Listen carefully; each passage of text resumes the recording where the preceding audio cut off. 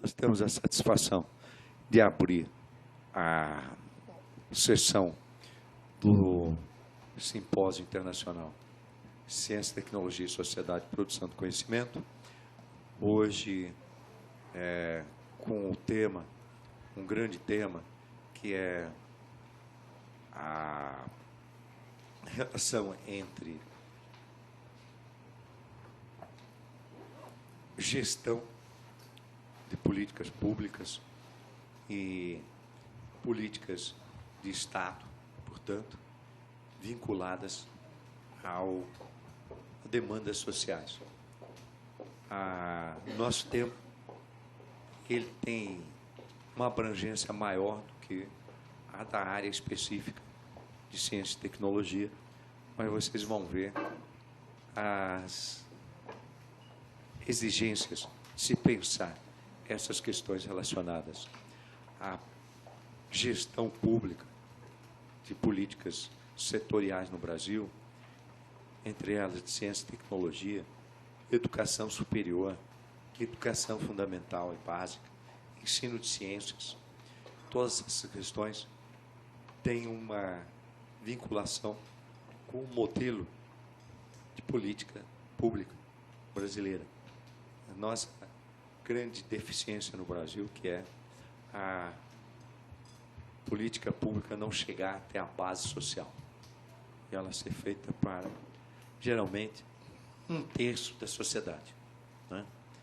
Então, para nós aprofundarmos essas questões, temos hoje como convidada a professora doutora Ana Paula de Paz, que é doutora em Ciências Sociais pela Faculdade de Filosofia e Ciências Humanas da Unicamp, mestre em Administração Pública e Governo da Escola de Administração Pública e Governo da FGV São Paulo, também professora do Programa de Pós-Graduação e do Centro Pós-Graduação e Pesquisa em Administração da UFMG de Belo Horizonte, professora titular, justamente atuando nessa área em torno de estudos pós-graduados, pós-doutorados, desculpe, do Instituto de Estudos Avançados Interdisciplinares da UFMG. A Ana Paula vai ser uma interlocutora nossa na UNB, né, Ana? Esperamos. E também o professor Dr. Rafael Dias, doutor em Política Científica e Tecnológica pela Universidade de Campinas, do Departamento de Política Científica e Tecnológica. Rafael é professor da Faculdade de Ciências Aplicadas da Unicamp, coordenador do Grupo de Análise de Políticas de Inovação da Unicamp, o GAP, fundado pelo professor Renato Dagnino. Então, são dois colegas especiais, nós temos a satisfação de receber hoje, por motivos que vocês vão perceber claramente na apresentação deles, e que a gente espera que vai contribuir bastante para a dinâmica das oficinas. Legal? Então, com a palavra, a professora Ana Paula.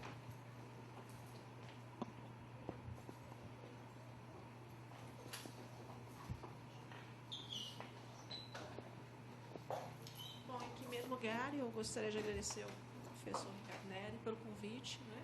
Espero que essa interlocução finalmente se estabeleça, né? Nós estamos ensaiando aí já há alguns meses. Eu tenho estado lá na universidade um pouco atribulada, mas assim sempre muito seduzida com a possibilidade de colaborar um pouco mais com o observatório.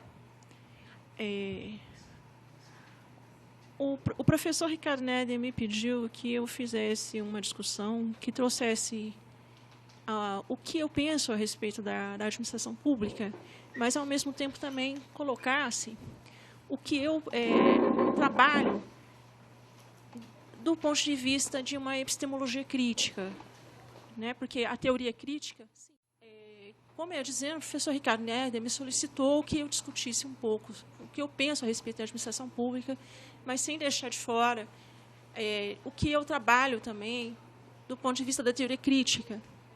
Tá? Como o meu trabalho, de uma maneira geral, tem muitas vertentes, muitos aspectos, eu resolvi fazer uma espécie de uma panorâmica do que eu tenho trabalhado. O que seria a minha linha de pesquisa, assim, os veios que eu costumo explorar, tá?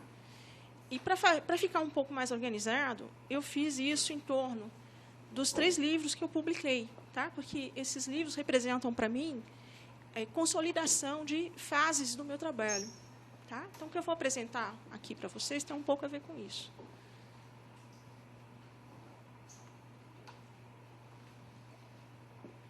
Então, eu trouxe alguns slides só para vocês terem alguma visualização, né, do que eu estou colocando. Então, assim, em primeiro lugar, vocês têm aqui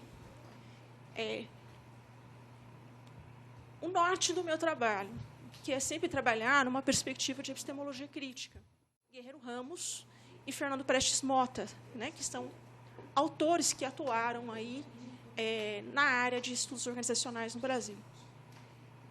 Então, o meu trabalho ele tem uma vertente mais teórica, que são as abordagens teóricas que eu desenvolvi, tá? E ele tem 2 vertentes mais aplicadas. Um braço é a gestão pública e a economia solidária, e o outro é o ensino da administração. Tá? Então, eu tento trazer esses conteúdos teóricos para o campo da aplicação. Tá? O que a teoria crítica pode nos nortear e nos influenciar do ponto de vista da nossa prática, da nossa praxis social.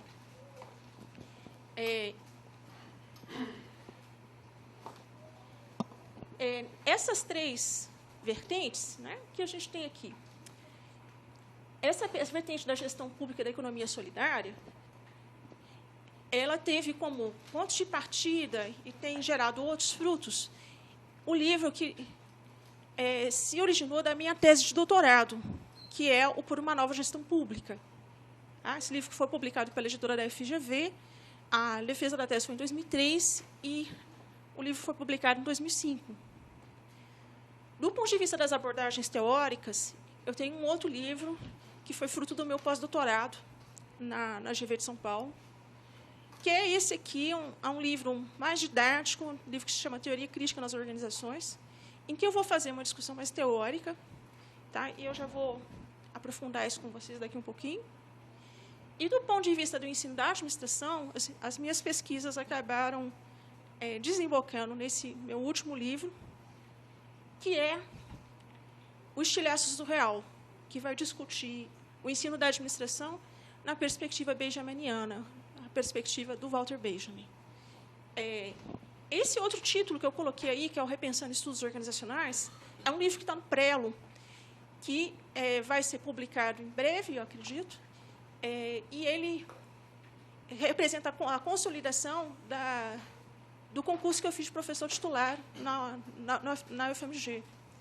Tá? Foi um trabalho que eu terminei no ano passado, e que ele também tem um viés um pouco mais teórico. Começando da gestão pública e da economia solidária. Como eu disse, ele está fundamentado nesse livro, Por uma Nova Gestão Pública.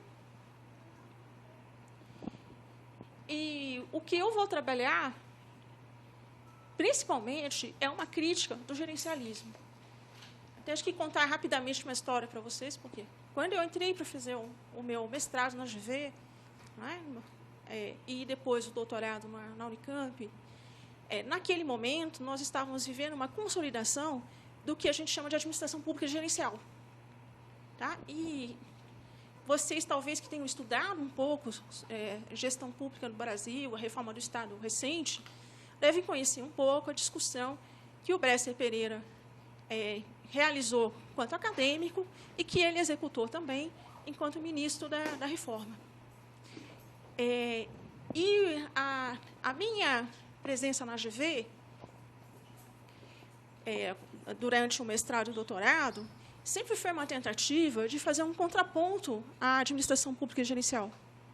Porque eu tinha uma visão de que existia algo acontecendo no Brasil que era eminentemente da nossa cultura, da nossa maneira de se fazer as coisas e da nossa maneira de pensar a gestão pública. Eu já aqui um pouquinho vou explicar isso para vocês um pouquinho melhor. Então, para contrapor a administração pública gerencial, eu criei um conceito que é a administração pública societal, tá? Porque eu vou trabalhar em 3 dimensões, uma que é a dimensão econômica financeira, a outra que é a dimensão institucional administrativa e a administração a dimensão sociopolítica, tá? Porque o que eu vou argumentar é que uma administração pública efetivamente democrática, ela precisa articular muito bem essas 3 dimensões. E o que eu percebi dos estudos que eu fiz do gerencialismo, tá? Na época, é que essa dimensão sociopolítica ficava um pouco obliterada. Tá? E a gente até vê os governos, hoje, nos estados que têm aí o choque de gestão, um pouco que patinando em cima dessa questão. Como é que a gente traz a participação social? Por outro lado, nós tínhamos experiências no Brasil acontecendo em municípios, em secretarias, tá? Que apontavam para uma outra maneira de se pensar a gestão, trazendo a participação da sociedade civil. Naquela época, quando eu discuti isso aqui, isso era considerado até meio exótico, tá? Porque a participação social ela era vista muito do ponto de vista do controle social. A sociedade controla, mas a sociedade não efetivamente participa. Com o passar dos anos, o que foi acontecendo? A questão da participação social foi se tornando cada vez mais premente, a ponto da gente chegar esse ano, nas manifestações de junho, tá? Onde fica cada vez mais claro que a sociedade não quer mais ser excluída das decisões e das formulações de políticas públicas. Tá? E isso era uma coisa que eu estava discutindo já lá atrás, tá? E que eu vi crescer ao longo dos anos. E a perspectiva que eu trago da administração pública societal, vocês vão ver aqui, ela é uma perspectiva que vai pensar um pouco como seria o aparelho do Estado, de acordo com essa visão, e como deveria ser a gestão, que faz o contraponto ao gerencialismo, e que eu vou me identificar com a linha da gestão social que é trabalhada pelo professor Fernando Tenório e alguns outros pesquisadores no Brasil. Tá? Uma linha de gestão que vem sendo discutida, que vem sendo aprofundada, e que, com o passar do tempo, ela foi se vinculando para mim com a tecnologia social. As leituras que eu comecei a fazer sobre a tecnologia social, eu percebi que existia uma identidade muito interessante entre o que a tecnologia social pensava e o que a gestão social propunha. Porque eu vejo a gestão como um conjunto de tecnologias. Tá? E eu vejo a possibilidade de uma ressignificação da gestão.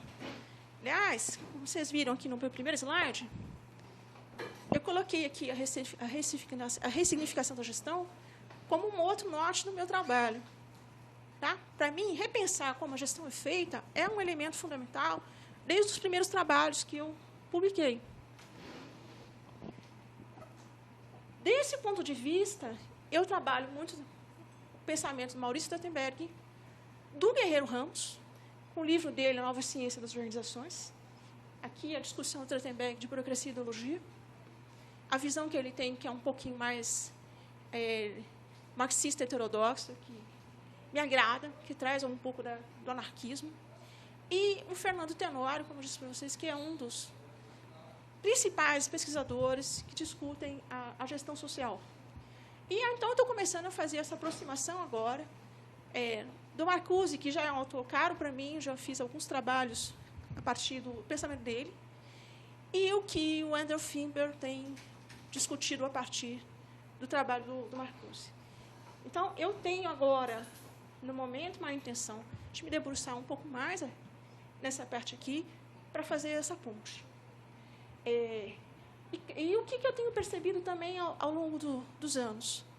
Que a questão da ressignificação da gestão, ela não é só uma ressignificação da gestão no setor público. Ela é uma questão de ressignificação da gestão de uma maneira geral. A gestão tem que ser ressignificada, não é só no setor público, é também no setor privado.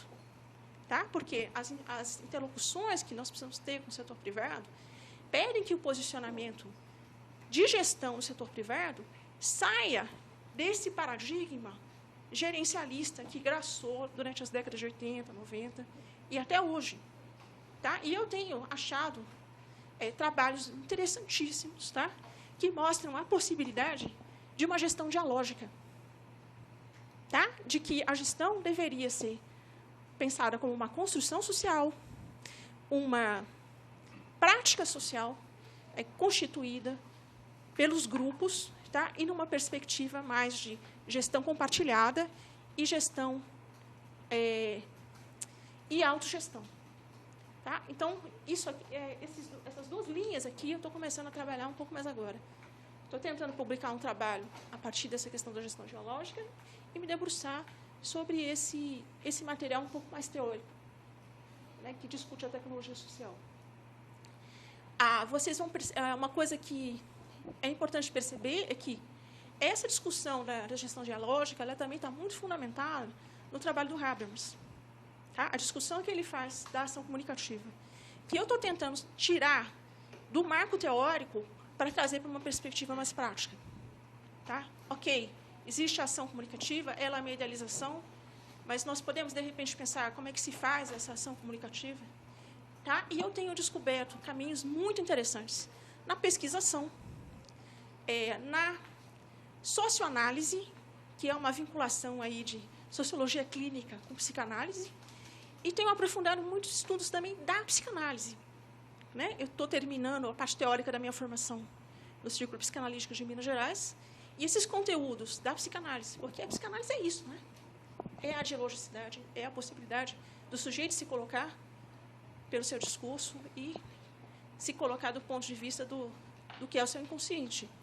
E eu tenho tentado fazer essa discussão do ponto de vista dos grupos. Tá? Como a psicanálise poderia nos ajudar do ponto de vista do trabalho com os grupos. Tá? E do ponto de vista de como o trabalho desses grupos podem levar a novas perspectivas de gestão. Tá? Esse é um elemento. Então, aqui, vocês vão ver. Então, tem o livro. Tem um artigo que saiu na RAI, que é um resumo do livro. Tá? Na época, foi muito interessante, até porque esse artigo gerou uma interlocução com o próprio Pérez Pereira.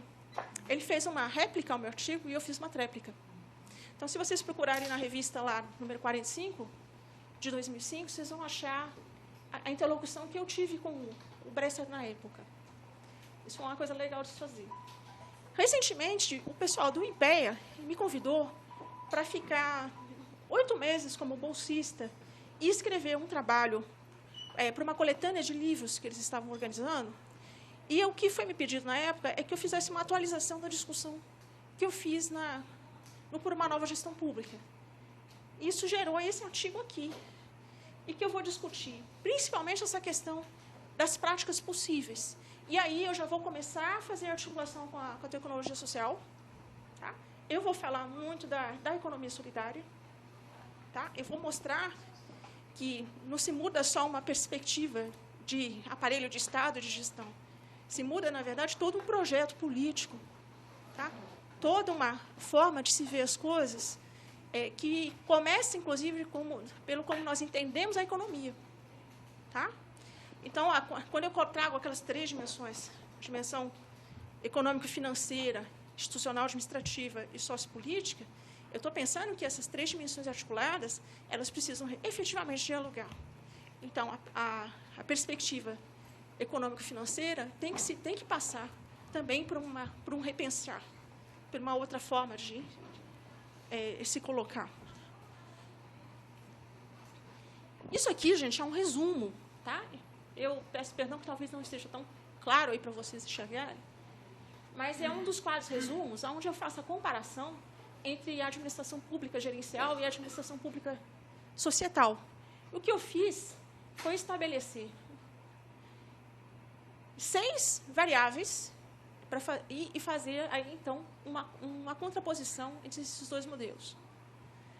Então, quando eu pego a administração pública gerencial, o que eu percebi? Ela é um movimento internacional pela reforma do Estado, que se iniciou nos anos 80 e que vai se basear principalmente no modelo inglês e estadunidense, bem no clima do que era o governo Thatcher e o governo Reagan. Tá? Com aí seus desdobramentos que vão ocorrer nos anos subsequentes. E quando eu pego a administração pública societal, eu começo a ver as raízes dele nos movimentos sociais da década de 60. Tá? Aqueles movimentos pelas reformas de base. Tá? E que vão ter seus desdobramentos nas 3 décadas seguintes. Na década de 70, com uma atuação muito forte das comunidades eclesiais de base, da educação popular, tá? E durante a década de 80, com a atuação desses movimentos em torno da Constituinte. Tá? Mais recentemente, a gente começou a observar um certo refluxo, e olha eles aí de volta. Né? Com outra cara, outra forma, mas eles estão aí de volta. E o que foi muito interessante observar é que muitas pessoas que militavam nesses movimentos sociais, depois se tornaram secretários, às vezes vereadores, às vezes entraram no partido, ou já estavam no partido e passaram a ter uma atuação mais forte. E muitas ideias que foram desenvolvidas nesse tempo de educação popular, nas organizações não governamentais ali nascentes, foram levadas para alguns municípios, foram levadas para algumas secretarias, e surgiram algumas experiências inovadoras de gestão pública, que traziam um pouco mais a participação social, que traziam um pouco mais da cultura local, né, como um elemento importante para se pensar uma política pública, e que, inclusive, tem um trabalho interessante que a GV fez na época, que era um trabalho que se chamava Gestão Pública e Cidadania, era um concurso que ocorreu por 10 anos. Eu tive a oportunidade de ver o começo disso, porque eu estava na GV quando o programa começou a ser implementado, e eles faziam uma coleta de todas as experiências que eram consideradas inovadoras, e isso ia a julgamento, as experiências mais interessantes eram premiadas, e eles iam colocando tudo isso num banco de dados, que faz algum tempo que eu não consulto, mas ele ficava disponível na internet. Então, a gente tinha, desde intervenções para a terceira idade, infância e juventude, passando por populações indígenas, geração de renda, eram coisas assim, bastante interessantes. Tá? E que eles tentavam justamente criar inspirações, tá? Para que outros municípios, outras secretarias, outros lugares tentassem implementar esse tipo de política. Do ponto de vista do projeto político, o que eu percebi? Que a administração pública gerencial ela enfatiza a eficiência administrativa e se baseia no ajuste estrutural, nas recomendações dos organismos multilaterais e internacionais e no movimento gerencialista. No meu livro, eu vou aprofundar nisso, mostrar como é que tudo isso se deu, a influência dos think tanks nisso, tá? A influência do governo Reagan, do governo Thatcher e do gerencialismo. E o que eu percebi da administração pública societal? Que ela enfatiza a participação social e procura estruturar um projeto político que repense o desenvolvimento brasileiro, a estrutura do Estado e o paradigma de gestão. Tá? E lógico que isso não estava assim, muito organizado. Isso aqui estava bem organizado. Tá? Então, isso aqui foi o que se constituiu. Então, quando a gente pega aquele momento ali da Constituinte até a década de 90, o embate desses projetos políticos deu lugar à administração pública gerencial. Ela saiu vencedora nessa história. Mas nas franjas, nas bordas, tá? Esse pessoal que tinha uma visão diferente continuou. Tá? Depois, quando o governo Lula se iniciou, tinha uma grande expectativa de que isso fosse para o centro. Mas não aconteceu exatamente como se pensava. Aconteceu assim, nas bordas. Tá? Mas isso não se tornou uma questão central. Como até hoje ainda não se colocou como uma questão central. Tá? Então, a gente tem ainda muitos resquícios da visão gerencialista dentro dos governos do PT. Do ponto de vista das dimensões estruturais, que eu falei para vocês, dimensão econômica, financeira, institucional, administrativa, mais marcada aqui. Tá? Porque tem a questão do ajuste fiscal, do ajuste estrutural, de fazer, de atender as expectativas dos organismos internacionais, coisa que foi mudando um pouco também, né, ao longo do tempo. E institucional administrativa, porque ela é muito pensada do ponto de vista da reforma. Ou seja, as carreiras do Estado, o aparelho do Estado, essas coisas, que, claro, que tem a sua importância. Tá? Mas a gestão ela não é só isso. Como eu disse, ela tem uma dimensão sociopolítica, que é como é que você inclui a sociedade nessas decisões. Do ponto de vista da organização administrativa do Estado, o que a gente percebe na administração gerencial? Uma separação entre as atividades exclusivas e não exclusivas do Estado nos 3 níveis governamentais. E quando eles fazem essa separação, se vocês verem lá nos textos, vocês vão perceber que todo o processo decisório fica na mão desses órgãos que têm as atividades exclusivas. Tá? E o que ele chama de atividades não exclusivas, que são as atividades terceirizadas, ele inclui, inclusive, as organizações sociais, na época, que é justamente a interlocução com a sociedade civil. Tá? Então, nada de trazer essas... Está no prelo, está para sair. A tese, se alguém quiser, ela já está disponível para leitura. Tá? E lá, assim, eu tento ser o máximo clara, tá? E exaustiva o suficiente para mostrar como é que essa coisa funciona. Eu tive que dar realmente uma noção aqui um pouco mais rápida para vocês. E, por fim, aquela vertente do ensino, lembra? Tinha a vertente da gestão pública e economia solidária, tinha a vertente das abordagens teóricas que se desdobram nesses 2 livros aqui. Não, desculpa. Esse e esse. E tem o trabalho que eu fiz com os estilhaços do real. Os estilhaços do real foi um trabalho que eu fiz, porque o que eu pensava? Se a gestão precisa mudar, a forma como os administradores são formados também precisa mudar. Tá? Eu não vou ter mudança na maneira como a gestão é feita se não tiver mudança na cabeça dos administradores. Tá? E eu dou aula em cursos de administração.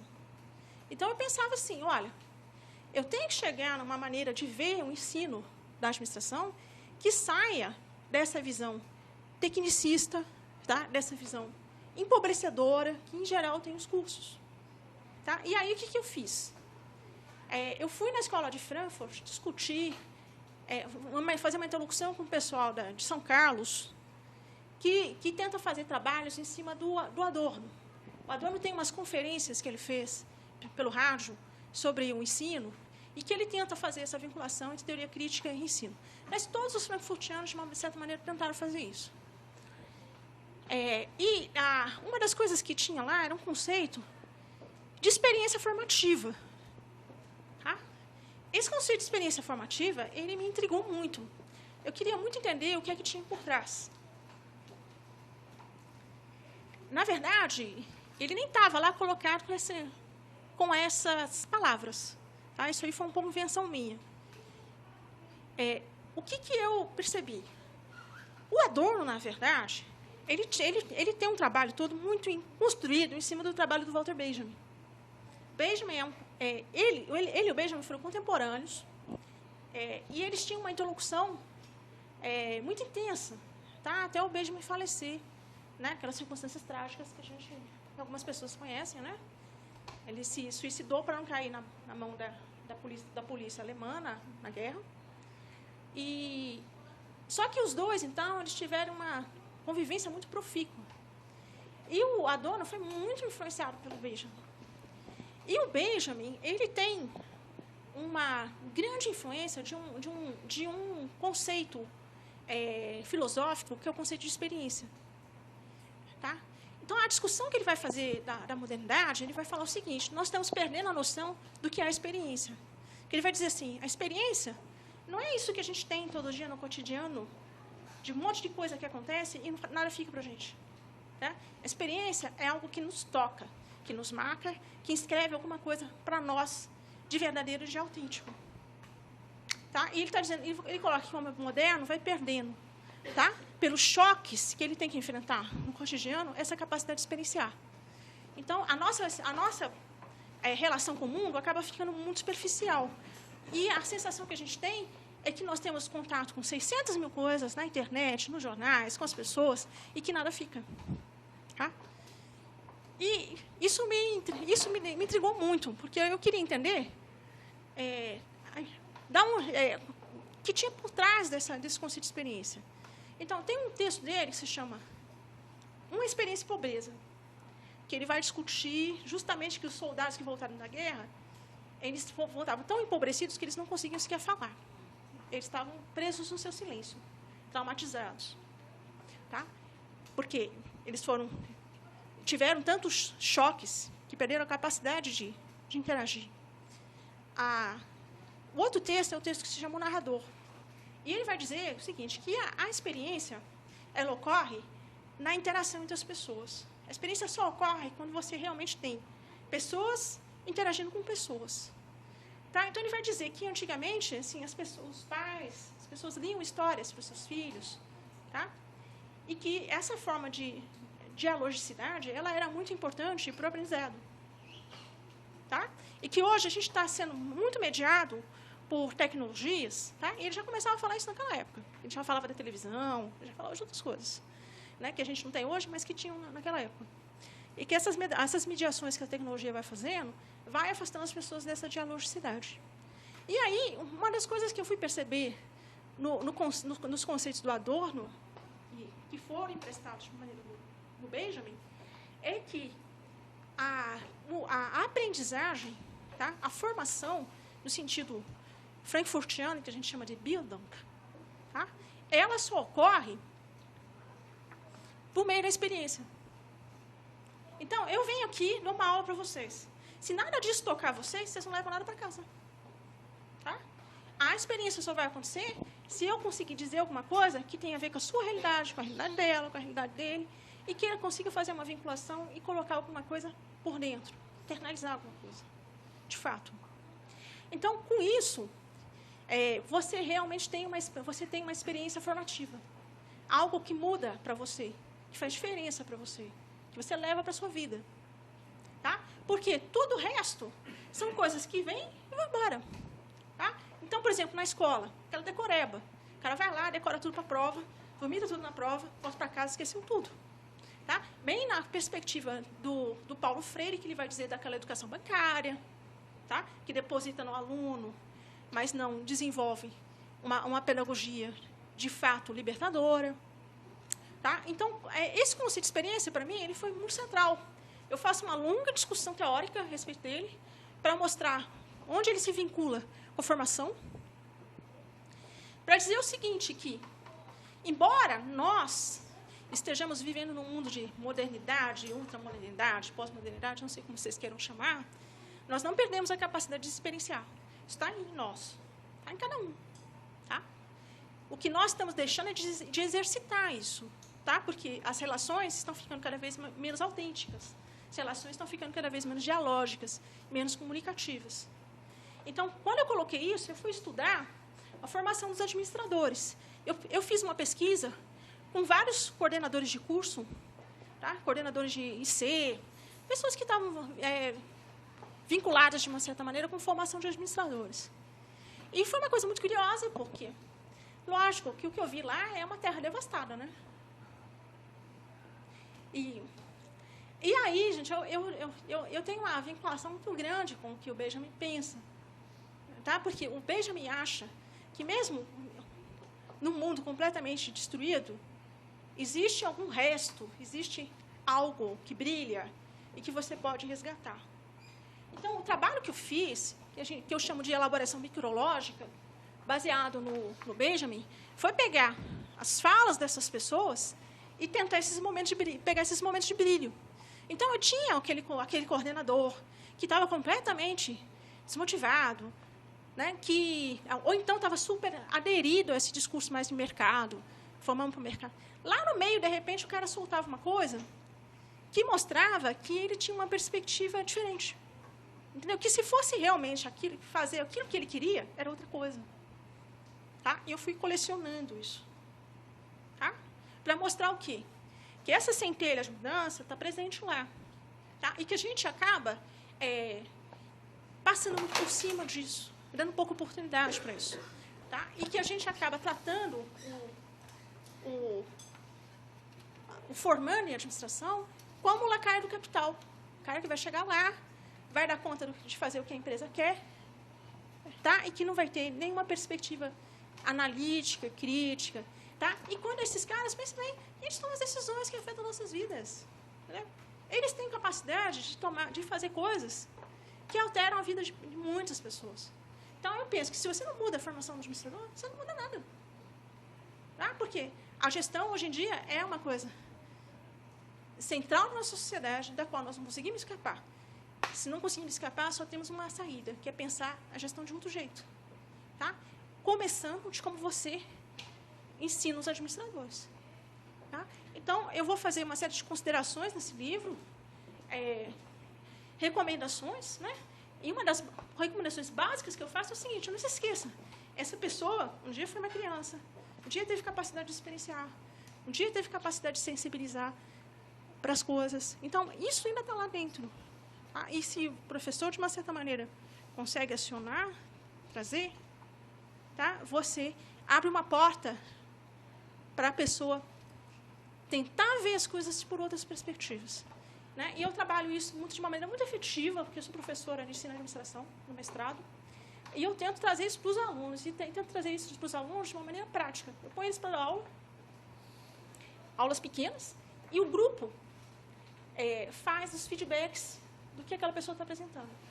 De tudo, desde a comunicação de slides, postura corporal, verbal. E, gente, é uma experiência extremamente gratificante. É uma experiência muito interessante, porque eu penso, esses caras vão ser professores do pessoal da administração. Se eu conseguir tocar alguma coisa, e eles conseguirem tocar alguma coisa, de repente, pode mudar na maneira como essas pessoas pensam. E é um processo interessantíssimo, porque eles se apropriam daquilo, o grupo cria uma organicidade interessantíssima, acaba virando uma experiência mais dialógica. É uma coisa bacana. Tá? Eu tive experiência com várias turmas diferentes. Tá? Em todas elas, até hoje, funcionou. Tá? Teve uma mudança, teve uma coisa assim, muito interessante acontecendo ali. Esse livro, acho que eu já estou me excedendo aqui no tempo, vou terminar.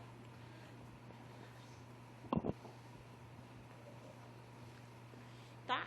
Como eu disse para vocês, eu faço a discussão mais teórica, e depois a pesquisa prática, trazendo aí a discussão do que é o ensino à administração. Tá? E eu vou articulando tudo isso com os conceitos do Benjamin, tá? Que é uma coisa assim que eu digo que esse livro é meu xodó, sabe? Uma das coisas que eu mais gostei de fazer. Tá? Gosto muito dele. Então, meu trabalho, tá? É isso, são esses 3 braços. Abordagens teóricas, gestão pública e economia solidária, e ensino à administração. O que eu tento teorizar, eu tento levar para a prática, fazendo o maior esforço para que isso aconteça. E agora, assim, o esforço que eu tenho tentado fazer é levar isso para o maior número de pessoas possível, tá? Porque mandorinha só não faz verão, né? Então é isso, gente. Acho que eu paro por aqui, que já me excedi no tempo.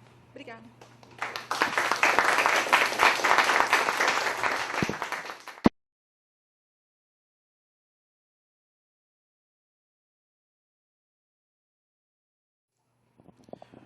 Bom, obrigado, Ricardo. Boa tarde a todos, a todas. Eu fui gentilmente convidado, então, para tentar comentar e debater as reflexões da professora Ana Paula, que são muito instigantes, muito provocadoras, né, de uma reflexão absolutamente necessária para que a gente possa repensar o Estado, a gestão, as políticas públicas, a tecnologia social, né, e esses outros temas que interessam a todos aqui nesse espaço de discussão. Essa relação entre tecnologia social, ou entre tecnologia em geral, de fato, né, se não quiserem dar esse sobrenome, né, específico para esse tipo de tecnologia. Podemos pensar em termos mais gerais nesse caso. Mas a relação entre tecnologia e gestão, ela é absolutamente importante, né, para a nossa reflexão. Em parte porque, como nos lembra o próprio Finberg, né, que foi citado várias vezes pela professora, as decisões técnicas na nossa sociedade são tomadas por alguém, né? Quando entramos numa sala de aula como essa, ou sobretudo como aquele auditório ali em frente, né, a decisão já está tomada por nós, né? A gente sabe que tem uma cadeira aqui na frente, várias cadeiras viradas, né, para cá. A gente sabe, se está na posição de ouvinte, que não deve ocupar da frente, né? Já se movimenta quase que automaticamente, intuitivamente para as demais. Por que é assim, né? Porque a tecnologia, de fato, está decidindo por nós, está decidindo onde a gente deve sentar. A pessoa que desenhou esse espaço, né, que é reproduzido em inúmeras instituições de ensino, mundo afora, né, tem uma percepção evidente de educação, em que a própria questão dialógica não é, evidentemente, o fator principal, né? Mas o que eu quero dizer com esse exemplo? Eu quero chamar a atenção porque, nas palavras do próprio Finberg, esses senhores dos sistemas técnicos, os gestores, quem está nas empresas privadas, quem está no Estado, os engenheiros que pensam, desenham e desenvolvem a tecnologia, né? Essas pessoas são absolutamente poderosas no sentido de determinar a forma como a gente vai viver, efetivamente, porque tecnologia está em todos os lugares, né? Então, de forma sutil, muitas vezes sem que a gente perceba, as decisões estão sendo tomadas em nosso nome por outras pessoas, né? Em geral, por as pessoas que desenham esses sistemas técnicos, que desenham esse mapa, né, essa estrutura do Estado, que, enfim, organizam a nossa vida nas dimensões econômicas, políticas, sociais, etc. Então, é uma discussão absolutamente fundamental, né? Eu vou tentar pegar alguns pontos aqui que, ao meu ver, são mais evidentes no sentido dessa interface desejável entre a reflexão sobre uma gestão societal, né, e a questão da tecnologia social, da economia solidária, até para não me alongar muito na exposição e a gente poder ter o debate efetivamente. Mas eu acho que essa questão de partida é fundamental, né? Qual o tipo de gestão a gente precisa ter para alavancar a proposta da tecnologia social e que tipo de tecnologias a gente precisa pensar para fazer funcionar a gestão societal. É uma interface que é relativamente explícita, mas ela ainda precisa ser pensada, precisa ser construída, tanto do ponto de vista teórico, né, quanto do ponto de vista dos instrumentos, das formas de efetivamente construir essa interação. A grande questão para mim, nesse sentido, parece ser como desconstruir esse sistema de gestão tecnocrático, de cima para baixo, né, que a gente historicamente tem privilegiado no Brasil, e sobretudo a partir da reforma gerencial, né, que pensa muito em número, pensa muito em meta, né, pensa muito em objetivos, mas não em processo, mas não em pessoas, né, que são aquelas que, de fato, vão sentir efetivamente o efeito das ações tomadas no âmbito do planejamento e da gestão. Portanto, me parece que a gente precisa começar a pensar em política pública em escala humana, né? No Brasil, a gente tem uma grande dificuldade em fazer isso, é até uma questão cultural, né? Mas quando um gestor, ou um político, um tomador de decisão, se depara com um problema, né, identificado, claro, pelo seu próprio crivo, pela sua própria visão de mundo. Se o problema é, por exemplo, gerar energia para uma comunidade, ninguém vai pensar em biodigestor, ninguém vai pensar em pequenas usinas, mini usinas de energia. Vamos pensar numa grande hidrelétrica. Se o problema é levar água para quem não tem, também não vão pensar em pequenos sistemas de abastecimento, vão pensar em desviar cursos de rios, né? Fazer transposição de leitos de rios para levar a água para essas pessoas. Então, até me parece ser uma questão que está muito arraigada, né, na nossa forma de fazer política. A gente pensa muito grande e esquece de quem está do outro lado. Não dá, por exemplo, portanto, rosto, né, a esses sujeitos que vão se beneficiar ou não se beneficiar, mas, enfim, vão ser afetados pela política que a gente está desenvolvendo, pelas decisões que estamos tomando. Então, para mim, esse é o ponto fundamental, né? Começar a pensar em políticas públicas em escala humana, para tecnologia social, com gestão societal, com autogestão. Né? Enfim, eu acho que é isso que facilitaria, do meu ponto de vista, essa interface. Então, temos aí um problema, né? Como a professora lembrou, a gente tem um projeto de Estado que está se arrastando desde do final dos anos 80, começo dos anos 90, muito alinhado com o projeto neoliberal, né? Que é a reforma gerencial, essa que pensa em termos de números, de eficiência, né, etc. E se hibridiza, de certa forma, com uma proposta um pouco posterior de uma gestão societal, né, que busca empoderar, que busca dar voz a esses atores da sociedade civil, ao menos idealmente, né? E na materialização dessas tensões, a gente tem uma espécie de agenda híbrida, né, que é essa que a gente tem observado nos governos Lula e Dilma, né, para dar nome aos bois. Então, para tentar evidenciar um pouco essas questões, eu tomei a liberdade de romper um pouco o protocolo, talvez, de fazer uma breve apresentação sobre um programa que talvez vocês conheçam, né? Certamente alguns, ao menos, já ouviram falar, que é o programa 1 milhão de cisternas, né? Que hoje está a cargo do MDS. Então, eu vou passar muito rapidamente por esse programa, porque eu acho que ele ilustra essas questões que a gente está colocando.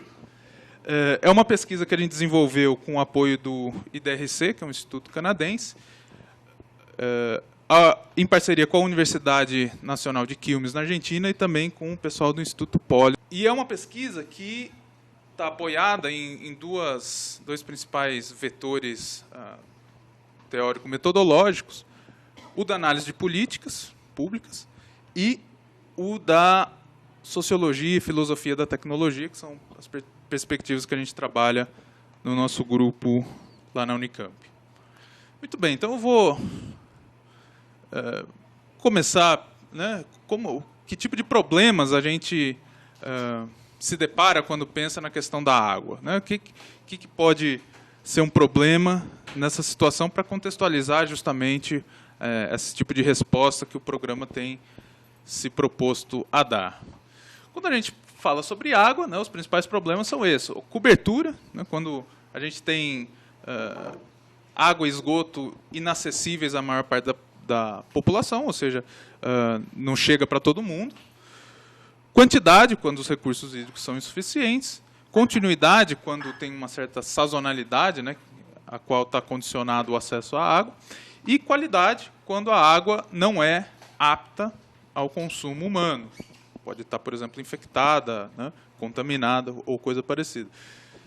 De certa forma, na região do semiárido brasileiro, que é onde esse programa foi desenvolvido, né, o principal deles é a continuidade. Ou seja, até chove, mas não o suficiente para garantir o acesso à água ao longo do tempo, né, ao longo de todo o ano, para as famílias que moram ali naquela região. Então, a gente tem esse problema da escassez, da sazonalidade, a gente tem sistemas precários de coleta e desinfecção de água, né, tudo isso que pode ser respondido com política pública e com tecnologia. Numa região maior que a área da Venezuela, né, com 975 mil quilômetros quadrados, e onde vivem 25 milhões de pessoas, ou seja, 2 vezes a população da Bolívia. Então, percebam que é um problema básico, né, de sobrevivência, de constituição da dignidade das pessoas, e afeta muita gente, né? Desculpem. Esse é o mapa do semiárido, né? A área em vermelho, que aparece um pouco distorcido aí por conta da projeção, mas essa área mais escura corresponde ao semiárido. Tá? É uma área onde chove de 200 a 1.000 milímetros por ano, com distribuição altamente irregular, ou seja, em algumas regiões até choveria o suficiente, né, para que as pessoas pudessem ter condições dignas de sobrevivência, mas chove tudo de uma vez, né? As chuvas são concentradas em poucas semanas ao longo do ano. Então, por exemplo, na região de Campinas, a precipitação média, aqui eu imagino que deva ser talvez parecido, 1.200 milímetros por ano.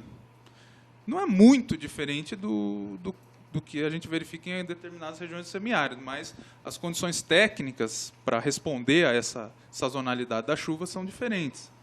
Portanto, uma condição muito parecida pode ser um problema numa determinada região, mas não em outra. Aí aparece um ator que foi fundamental nesse processo, né, e aí certamente tem uma relação forte com essa questão de dar voz, né, à sociedade civil, que é a articulação do semiárido, uma rede de entidades da sociedade civil atuando na região, que, no final da década de 90, teve uma espécie de sacada, né, que foi fundamental para a formulação desse projeto. Os caras pensaram, bom, aqui no Brasil a gente tem tentado por décadas combater a seca, né, erradicar o problema. E isso não tem funcionado, né, as ações têm se mostrado pouco efetivas. Mudou, então, a forma de construir, de enxergar o problema. Ao invés de tentar combater a seca, e se a gente tentasse conviver com ela? Né?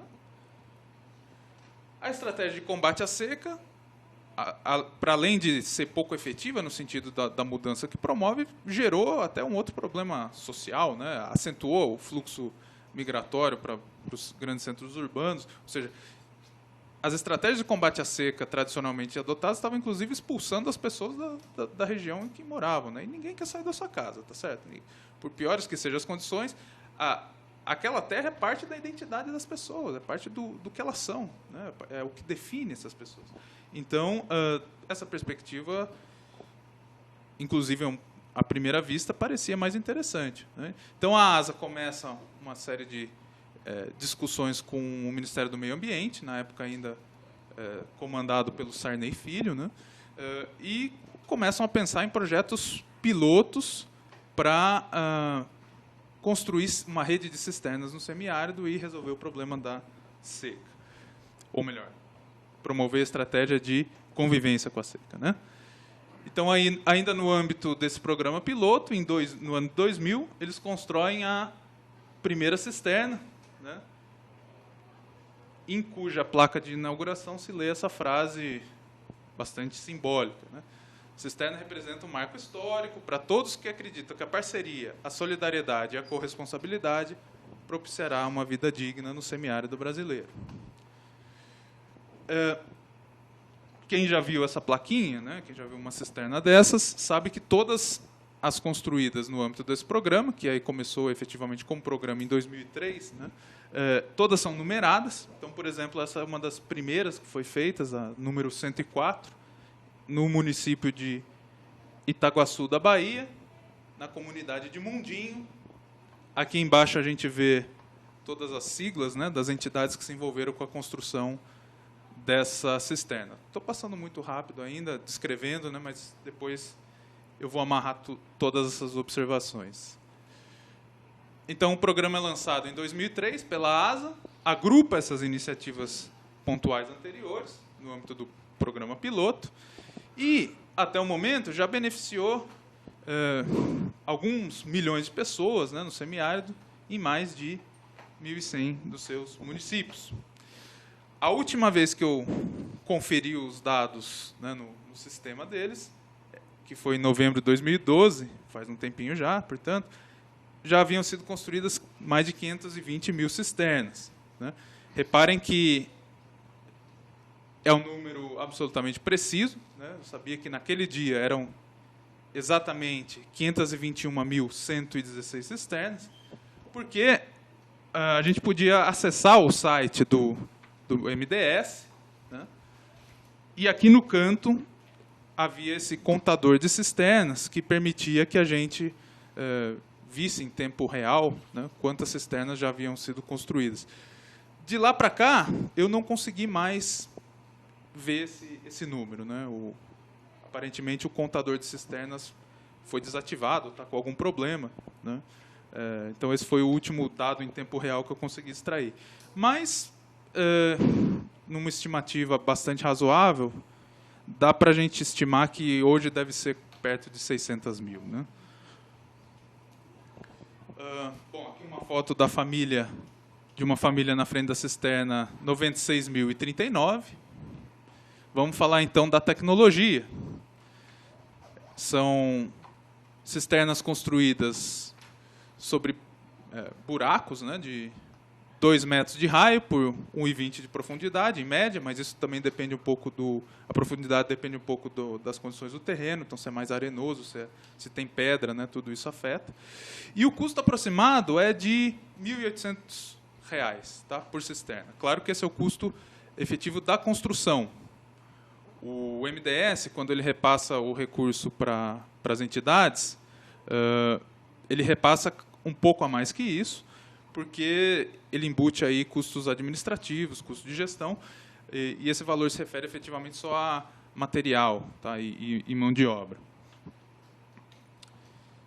Chegamos na tecnologia social, finalmente, né? Aqui vocês percebem como é montado o sistema da cisterna. Essa, em particular, está no município de Bom Jardim, em Pernambuco. Mas a cisterna, basicamente, essa construção, né, feita a partir de placas pré-moldadas, que é conectada ao telhado das residências. Quando chove, né, a água da chuva é captada por esse sistema e armazenada na cisterna. Lembre que daquela característica da região, né, em algumas localidades chove tudo de uma vez só. Então, a primeira vez que chove, né, essa primeira chuva serve para limpar o sistema, né, limpa o telhado, limpa a calha, limpa a cisterna, a água é descartada e, a partir da segunda chuva, então, pode ser feita a coleta dessa água para uso ao longo do período de estiagem. Esse é o criador da cisterna de placas, né, o grande inovador aí no caso, né, um sujeito chamado Manuel Apolônio de Carvalho, que tem uma história muito bonita. Né. Ele, como várias pessoas dessa região, é um agricultor, mas muito hábil também no ofício de pedreiro. Né. Essa figura se mistura muito. Né. O cara é agricultor, mas ele também trabalha, faz bicos como pedreiro. Tá. E ele, como muitos outros, foi para São Paulo, né, fugindo da seca. E, em São Paulo, ele começou a trabalhar como pedreiro, que era o que ele sabia fazer. Né. Fazendo casas de alto padrão, né, muitas delas com piscinas.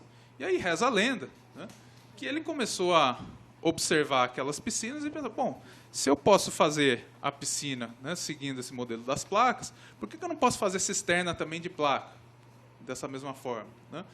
Então, ele voltou para a região natal dele e começou a desenvolver essa perspectiva de a partir de placas pré-moldadas, fazer as cisternas naquele formato que a gente viu anteriormente.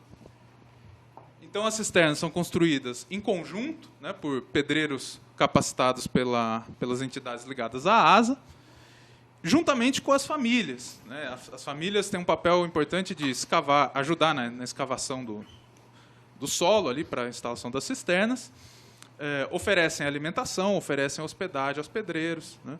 Então, percebam que aí tem uma questão interessante, né, para além da construção das cisternas, mas nós estamos falando da construção de vínculos de solidariedade, né? Estamos falando da construção de uma identidade local, né, de um sentido de comunidade. E, em muitos casos, na verdade, na grande maioria deles, a construção das cisternas é complementada por outros tipos de atividades.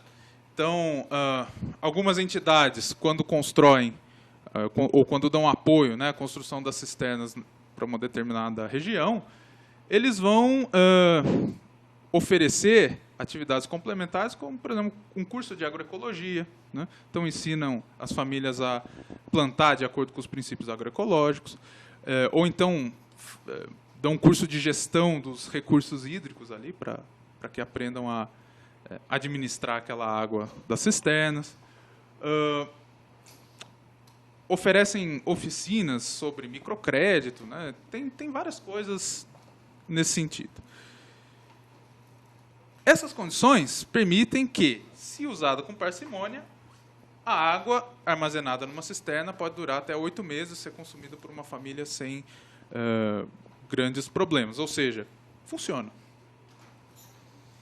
Outra foto de cisterna, no município central da Bahia. Eu tirei essas fotos na mesma época, mas é interessante como a paisagem muda muito, né, nessa região tão vasta. Diferentemente daquela de Pernambuco, né, realmente aqui, esse município na Bahia estava atravessando a pior seca em 40 anos, segundo me disseram. E essa é a casa do professor da escola da comunidade de Mundinho, que a gente visitou. Então, isso aqui, bom, já falei, né, como funciona. As cisternas armazenam 16 mil litros de água, né, então garante essa soberania para uma família de 5 pessoas ao longo do período de estiagem.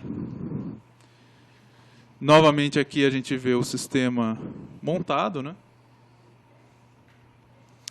Então, a partir dessa descrição, a gente nota coisas interessantes, né, que explicam o porquê do sucesso desse programa. Ele tem sido citado como um bom exemplo de política pública inovadora implementada pelo governo brasileiro. E aí aqui a gente vê a relação entre tecnologia e política pública de forma mais evidente. Uma característica dessa tecnologia que reflete na política pública é o desenho sob medida. Ou seja, a cisterna tem um tamanho padrão. Então, o gestor que está aqui no MDS, né, responsável por esse programa, ele sabe quanto de material precisa para fazer uma cisterna, né?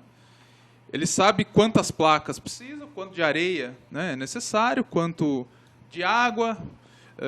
Então, ele consegue calcular com bastante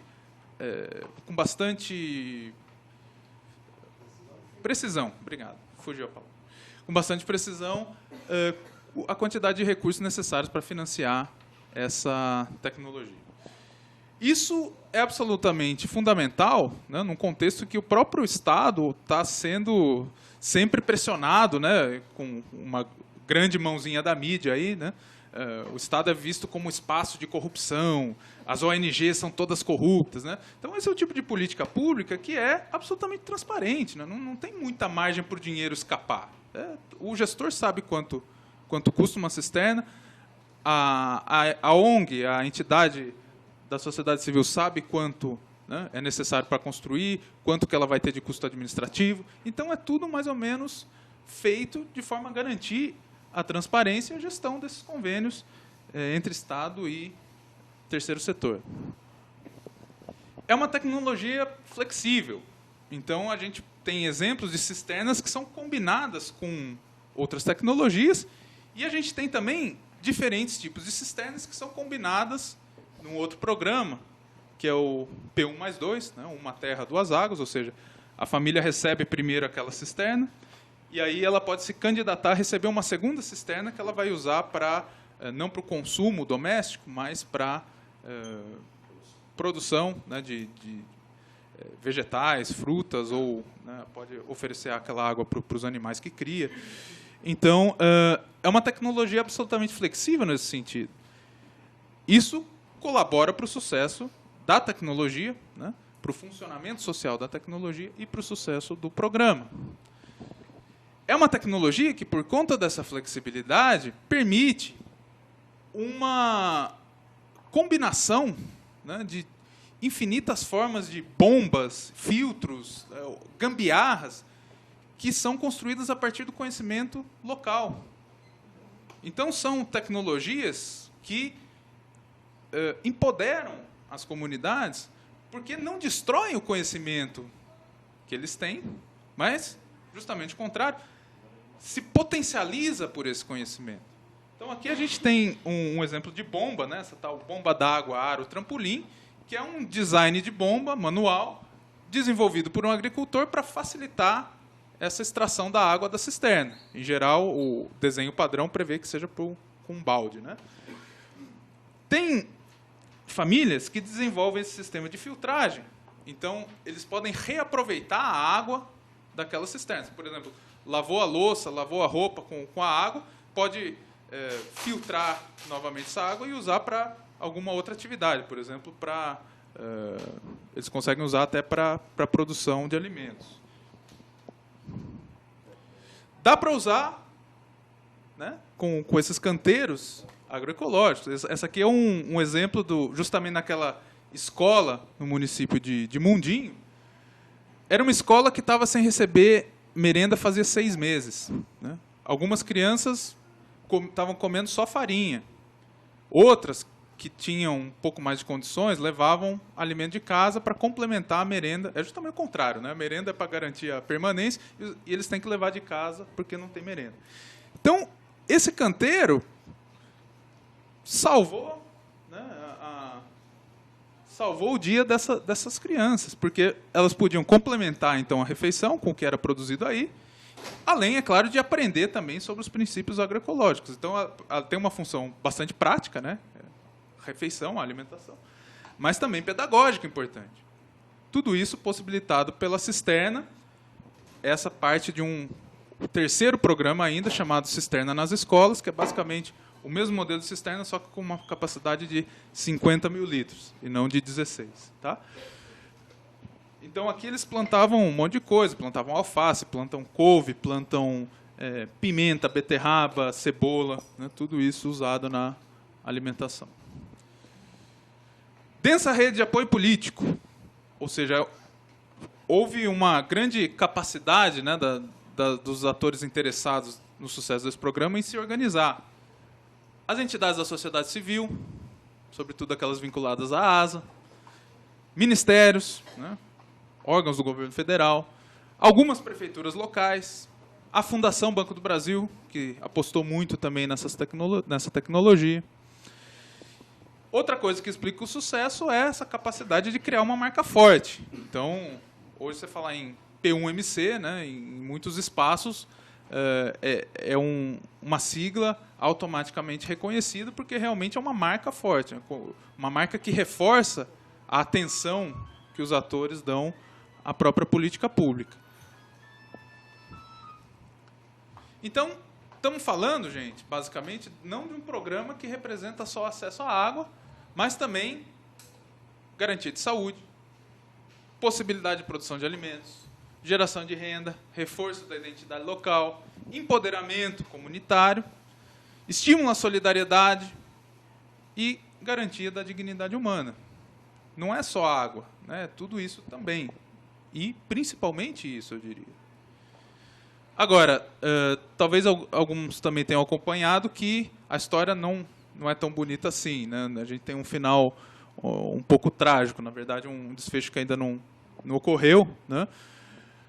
Nesse caso, é uma tecnologia social que deu tão certo que começou a chamar a atenção do mercado, né?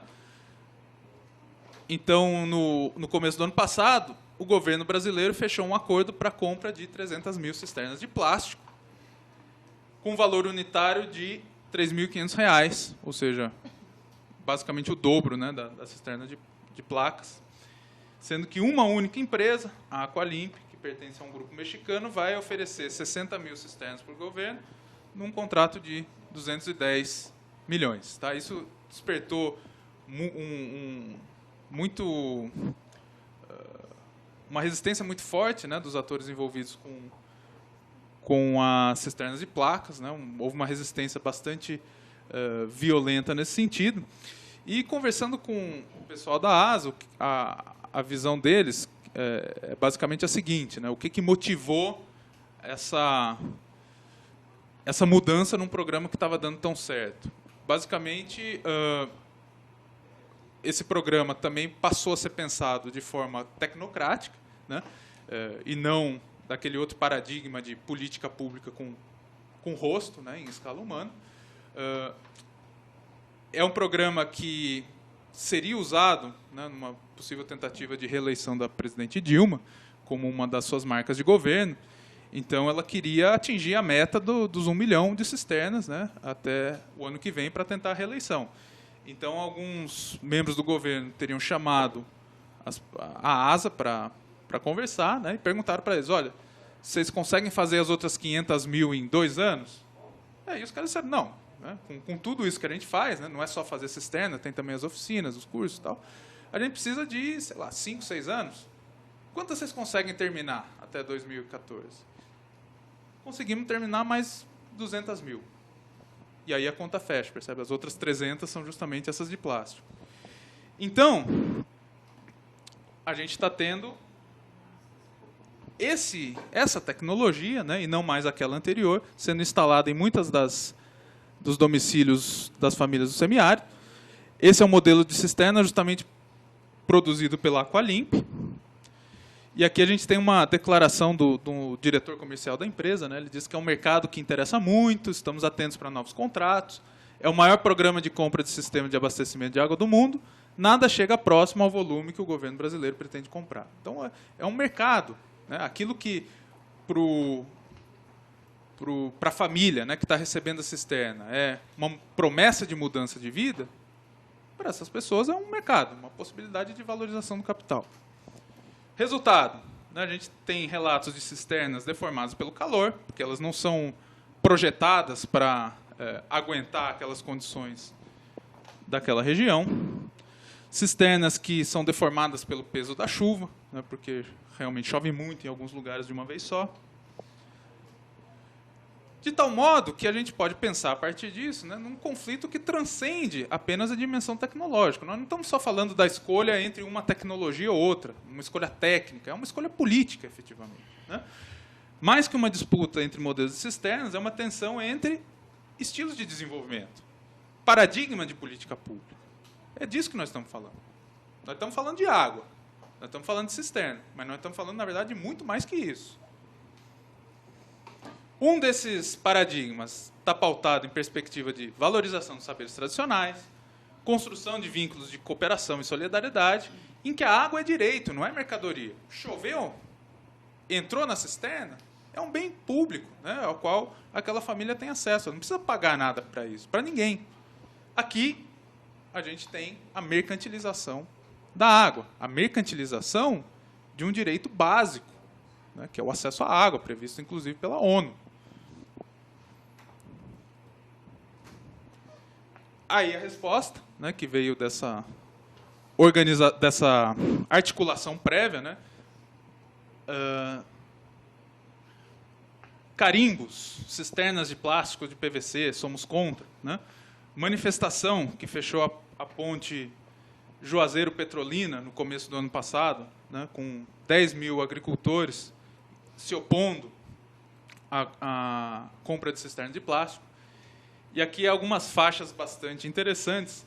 Tem uma ali em cima, né, que diz assim: Lula, oramos por você. Isso é no ano passado, tá? Intercedei por nós junto a Dilma. Não queremos água a qualquer preço. Queremos participar. Tá? Ou seja, a semente já estava plantada, né? As pessoas perceberam que a água, na verdade, era um problema secundário e que as coisas que elas haviam construído, né, esse empoderamento, esse sentido de comunidade, essa identidade, era muito mais importante que o acesso à água propriamente dito. Tá?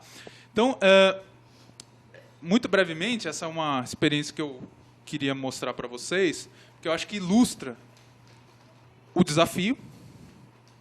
Eu acho que dá algumas pistas no sentido daquilo que a gente pode pensar e construir em termos dessa aproximação entre gestão societal e política pública em escala humana, e tecnologia social, e economia solidária, né, que são efetivamente manifestações do mesmo desejo de mudança. É um caso também que é bastante interessante porque mostra justamente quão voraz e poderosos são esses interesses do mercado, né, que realmente não dão trégua para ninguém. Né. Quando a coisa dá muito certo, né, começa a acender ali a fagulha da ganância, dessa vontade de obter lucros e lucros extraordinários cada vez maiores. Né. Então, eu acho que esse caso, sobretudo pelo exemplo de resistência que ele mostra aí no final, né, é bem interessante. Mostra que justamente as pessoas conseguem sacar, né, essas coisas de forma bastante clara e mostra como, a partir de um enfoque tecnológico, a gente pode mudar a política, a gente pode mudar formas de participação, formas de resistência, né, justamente para ilustrar que tecnologia é a materialização desses valores, desses projetos de sociedade. Né? Então, a gente tem que pensar nela também, ou talvez, sobretudo, nela. Né? Bem, então, com isso eu encerro os meus comentários e... Então, uma pessoa me pergunta aqui, gostaria de perguntar a Ana Paula se a educação bancária, conforme Paulo Freire discorre em certos cursos e momentos, não é o ideal numa formação mais técnica nas engenharias, na medicina e em outras. Apenas uma educação otimista, lúdica e sem muita tecnicidade pode ser prejudicial nas formações? Então, acho que aí tem duas coisas. Eu acho que a educação não pode ser apenas isso ou apenas aquilo. Assim, mesmo em cursos de perfil mais técnico, eu acho que uma discussão mais humanista, mais de inclusão, do ponto de vista também de exercício de cidadania, é muito importante. Então, a formação não pode ser meramente técnica, eu acho que em nenhum curso. Por outro lado, ele coloca aqui a ideia da educação que o Paulo Freire traz, ser lúdica e otimista. E, na verdade, isso não é muito bem assim, não. Na verdade, esse tipo de educação libertária que o Paulo Freire coloca, ela é muito sofrida, tá? Porque ela envolve uma participação ativa do sujeito, tá? E a necessidade de desconstruir uma série de coisas que ele acredita, tá? Inclusive a sua tentativa de opressão do outro, tá? Por isso que chama pedagogia do oprimido, porque ele vai dizer que o oprimido tem uma tendência a oprimir também quando está numa posição de poder, tá? E então você fazer essa desconstrução, fazer essa mudança é muito sofrido para a pessoa. Então não é uma educação lúdica, tá? É uma educação que exige muito do sujeito, tá? Então ela não pode ser colocada apenas desse ponto de vista. Eu complementaria a resposta a essa pergunta também pensando um pouquinho sobre o significado dessa diferenciação entre o técnico e o político, né? A gente tem meio uma mania de querer separar as coisas, né? Como se houvesse um sujeito que é só técnico e outro que é só político, né? Por exemplo, o gestor é um cara técnico, né? Quem está num cargo de comando, esse sim, é político, né? Não, o gestor é também um ser político, ele também é sujeito, ele também escolhe, ele também se posiciona. Assim como o político também precisa se vestir de técnico para poder sobreviver, porque sendo só político, ninguém se sustenta, né? E também, acho que na educação isso Isso ocorre, né? Por exemplo, no curso de engenharia, que é o exemplo citado aí. Se a gente conseguisse pensar num curso que é 100% técnico, né, numa formação absolutamente tecnicista, aí também teria política. Teria política na escolha, né? Ou seja, porque entre todos os tipos de formação possível, de educação possível, eu escolhi uma tecnicista. É uma escolha política, no limite, né? E também pelo fato de, como a sociologia da tecnologia nos lembra, né? A política está na tecnologia, a política está na técnica. Então, não existe essa separação de fato. Ela é um modelo, ela é uma abstração, uma taxonomia que a gente criou para tentar entender o mundo, mas é uma taxonomia fragmentada, né, que, em alguns casos, mais atrapalha do que ajuda. Então, eu acho que não dá para pensar nessa separação. A política ela está em tudo que é canto, né? Mesmo onde aparentemente só há a técnica.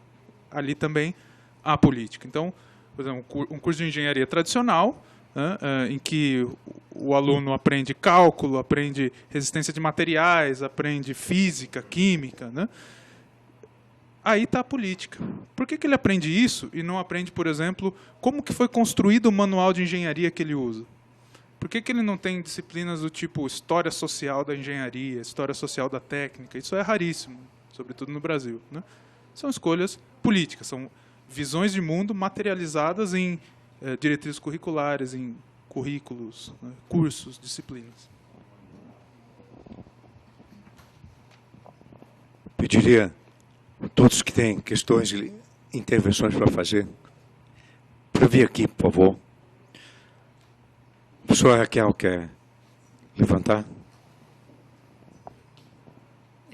Boa tarde. Eu tinha saído para pegar a listagem dos alunos que estão inscritos nessa disciplina, tópicos especiais em políticas e gestão da educação, porque eu sou do programa de pós-graduação em educação da Faculdade de Educação, uma das parceiras desse simpósio, né? E conforme eu anotei da palestra da professora e seu, que eu saí, infelizmente, para pegar a listagem atualizada, eu gostaria de perguntar para a senhora a perspectiva crítica em administração da educação.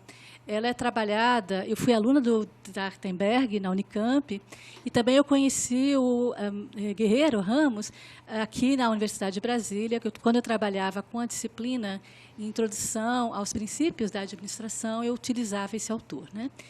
E eu gosto muito da crítica que ele faz à perspectiva positivista, né, em administração.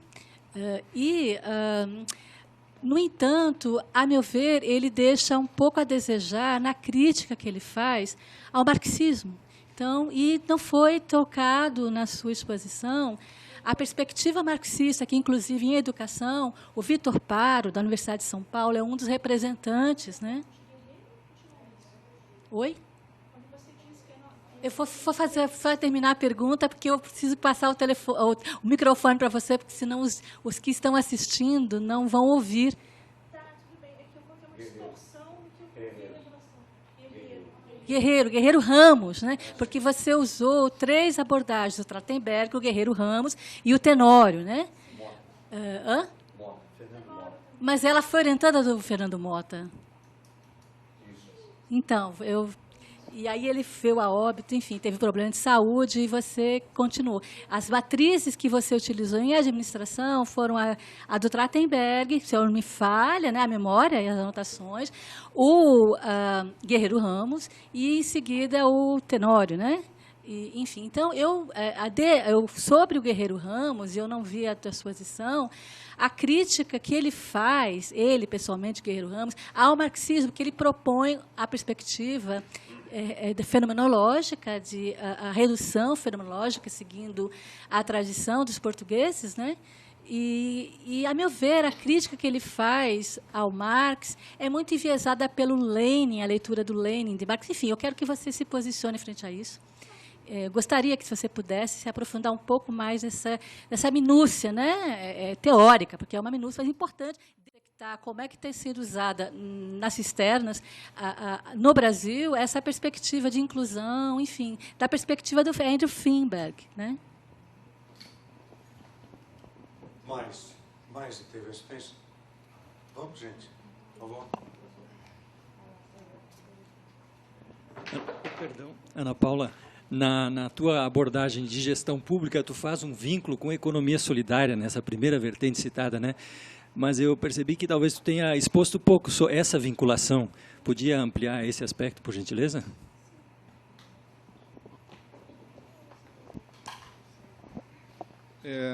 Pergunta é para a professora Ana Paula. A senhora comentou a respeito da questão da participação social e da necessidade de não só ouvir no momento da formulação da política pública, mas também durante a execução. Só que eu fiquei com dúvidas, né? Não sei se você conhece casos concretos onde isso aconteceu e que não haja, de certa maneira, descontinuidade das ações governamentais ao ponto do governo não conseguir executar nenhuma política de maneira completa e obter resultados por uma mudança frequente. A respeito da necessidade de participação social, não só no início da formulação da política pública, mas também em momentos de avaliação e durante a execução, para saber se é realmente aquele caminho a ser seguido ou se as demandas já mudaram. Mas se isso, de certa forma, eu concordo com essa visão, mas isso também não pode prejudicar a ação governamental. A partir do momento que você está sempre mudando os rumos, você não consegue concluir nenhuma ação que está sendo executada. Só uma preocupação minha dessa cronologia de colocar o gerencialismo a partir do neoliberalismo, vamos dizer assim, ou do Bresser. Não, sim, porque eu tenho uma leitura que 64 tá certo, o golpe onde se implanta esse modelo, que inclusive tem continuidade até hoje, né? Uma das coisas que a ditadura nos legou aí. Eu gostaria de perguntar uma sugestão metodológica, se eu quisesse fazer uma pesquisa, se é pertinente fazer uma pesquisa onde eu pudesse identificar os interesses de um determinado grupo, se prático, técnico ou emancipatório. Será que há uma metodologia mais adequada, mais pertinente, se eu fosse fazer um trabalho desse tipo?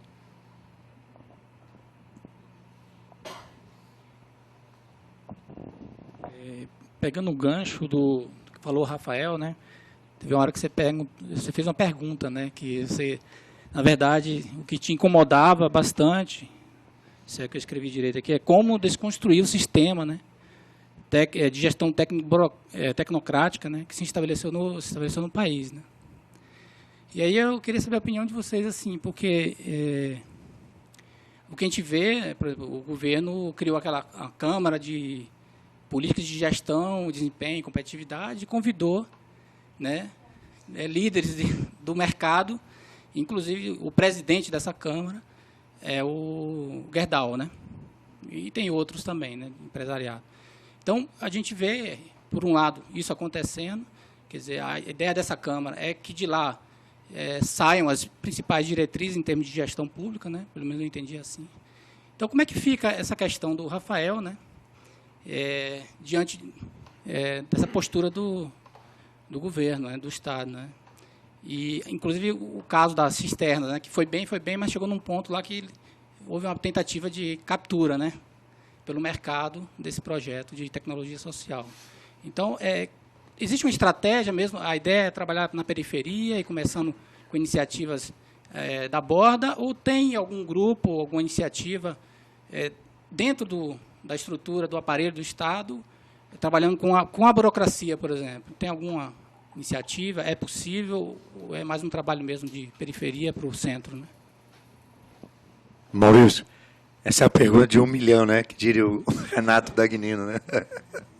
Legal.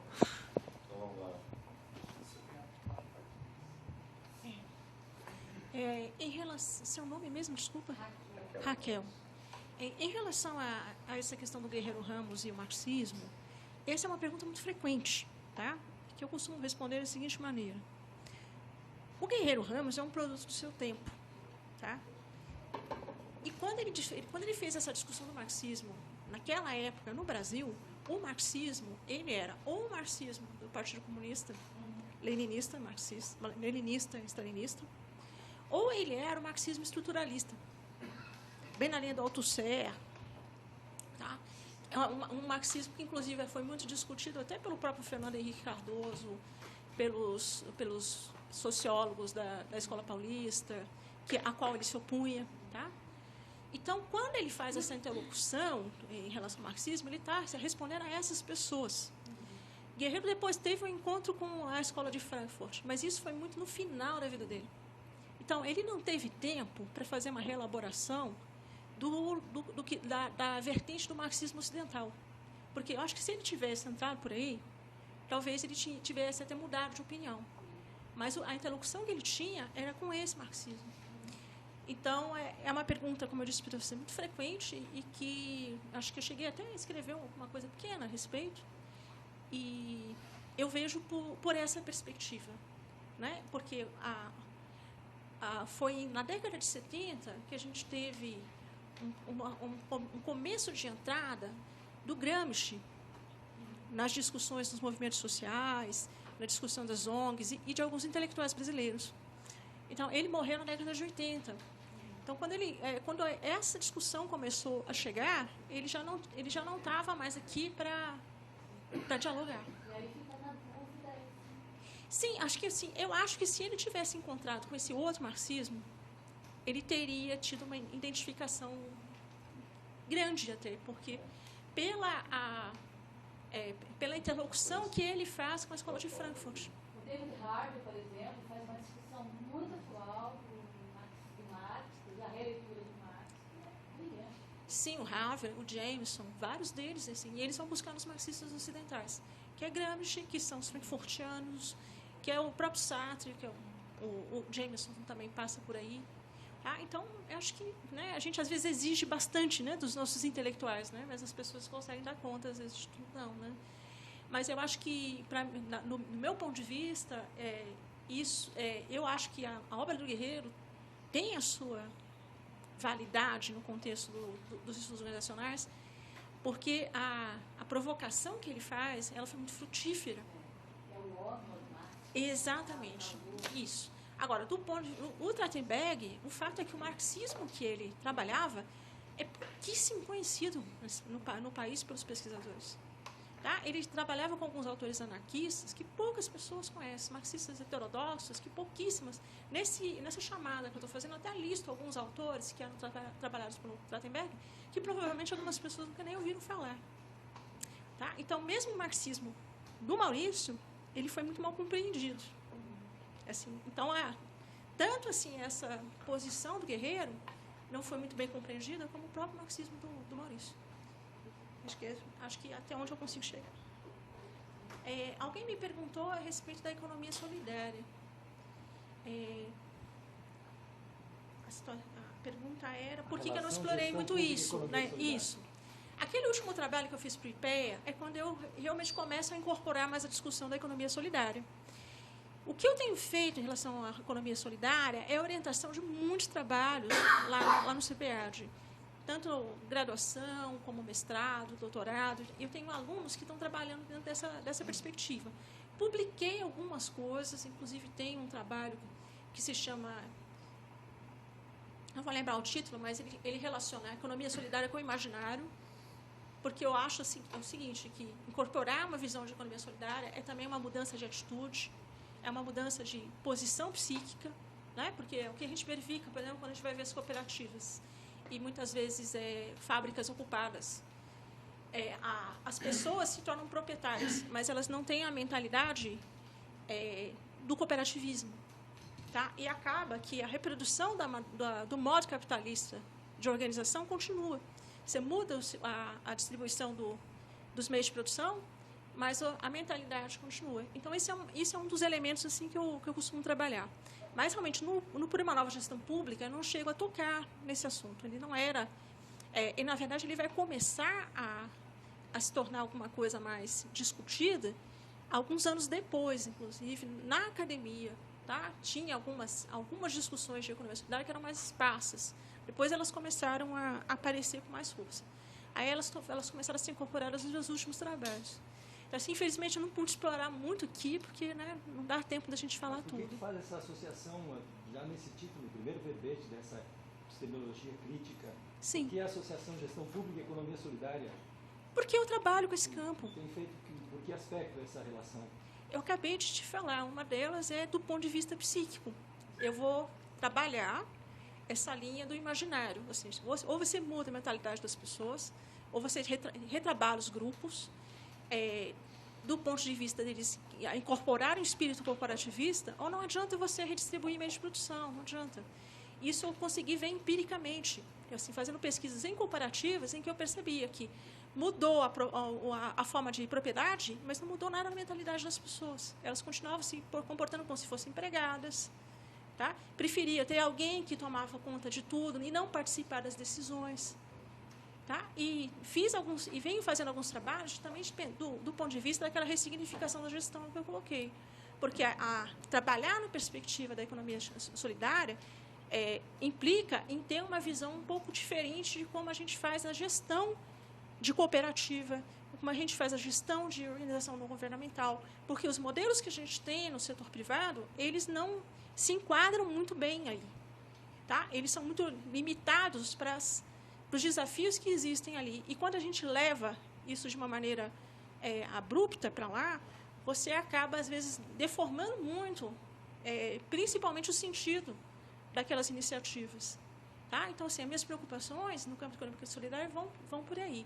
E vão como linha de pesquisa que acabou desdobrando, porque eu também faço a vinculação daquela visão da dimensão econômica financeira pela via da economia solidária. Eu acho que ou você passa a ver a economia dentro de uma perspectiva de outro modelo de desenvolvimento que não neoliberal, tá? Ou você nunca vai ter uma administração societária, uma gestão social plena. Tá? Você vai ter pedacinhos. Tá? Porque ou você muda toda uma maneira de ver o mundo, de fazer as coisas na gestão, ou a gente sempre vai ficar só com pílulas, né? Coisinhas acontecendo aqui, acontecendo ali. Então, vou nessas três direções. Espero que tenha ficado claro. Alguém me perguntou também se... foi você, né? Você me perguntou se essa coisa de ouvir a sociedade civil atrapalha, né? Se isso, de uma certa forma, tira o ritmo do trabalho do governo. Tá. Olha, eu acho essa uma questão muito delicada. Tá? Porque, se a gente parte desse pressuposto, a gente nunca vai abrir participação para a sociedade civil. Tá? O que a gente tem que entender é que esse tipo de trabalho ele tem um outro tempo. Tá? Ele não é algo que você simplesmente vai, que nem lá a cisterna de plástico, resolver o problema da família e acabou. Tá? Ela é todo um cultivo, é toda uma dialogicidade que você vai construindo. E se a gente vai sempre partir da perspectiva que a participação é ineficiente, tá? Nós nunca vamos conseguir colher frutos de longo prazo. Porque, assim, só interessam agora.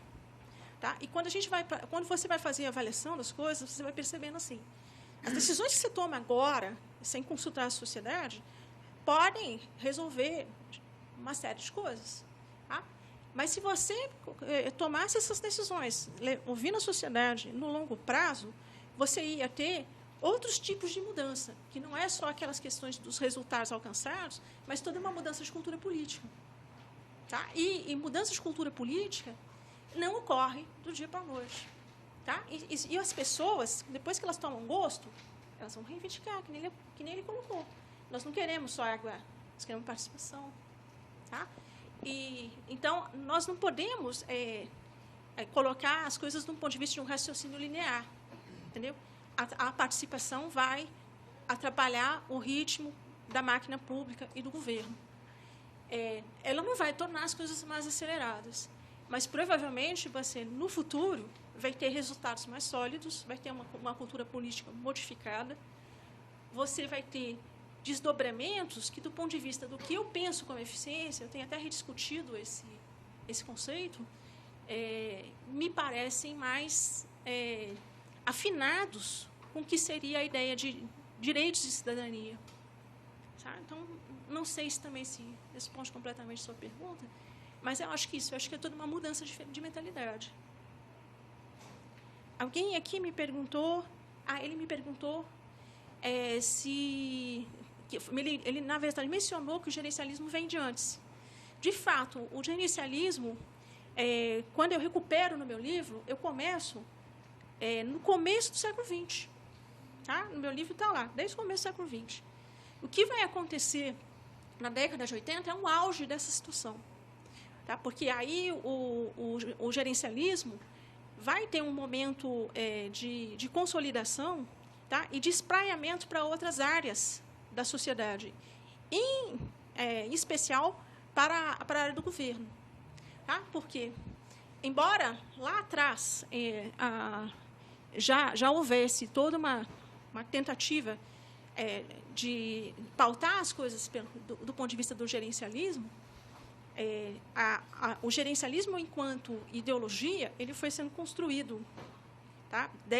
Principalmente década de 40, 50, paralelamente ao desenvolvimento desses países que começaram a consolidar o seu capitalismo, até chegar numa situação de auge, que foram os modismos administrativos. Cada Total, Reengenharia, Downsizing, BSC, tá? Que é isso que a gente está vivendo mais recentemente. Aí ele conseguiu realmente se concretizar numa ideologia. Tá? Tem até um livro muito interessante que eu recomendo para vocês, que se chama Gestão como Doença Social, do Vincent de Gualejac.